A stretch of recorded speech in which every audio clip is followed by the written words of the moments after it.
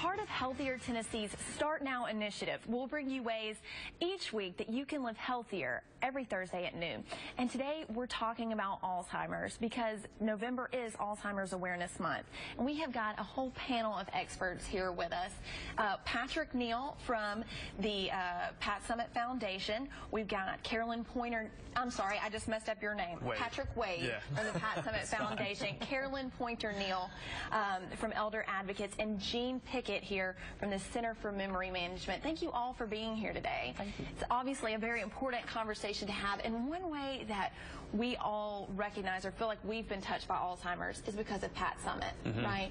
And she's already started this wonderful foundation, and you guys have already made a lot of progress, right? That's right, and you're right. She's raised awareness across the country on Alzheimer's disease, and it's a healthcare crisis. More than 5 million Americans have been diagnosed with Alzheimer's disease, and more people are becoming aware through Pat Summitt's announcement. And we're a grant-making foundation, so we raise money to make grants to the organizations that are doing the work on research, caregiver support, and awareness programs.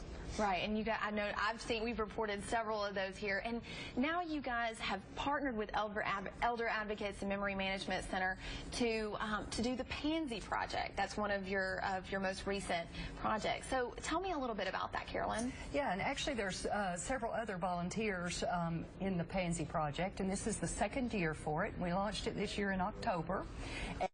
And if folks will go buy purple and orange pansies from Stanley's Greenhouse, they still have some left, but Mayo's Garden Center also participated this year, then some of the proceeds from those sales will go to the Pat Summitt Foundation.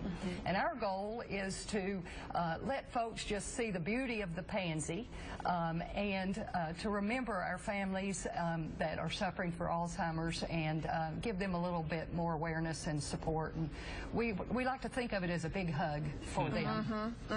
And obviously orange and purple, the best colors for the pansies. Right. Tell me about the meaning behind those. Yeah, well, of course the orange has to go with our university and our beloved coach, and then purple is the color of Alzheimer's, and so those combined really are significant to our particular community. All right, and I know at the Center for Memory Management you guys work with Alzheimer's patients every day to help improve the quality of life. Yes, ma'am. What are some things that people can do at home to help with this?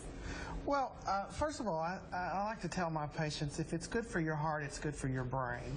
So you may already be doing some good preventive measures.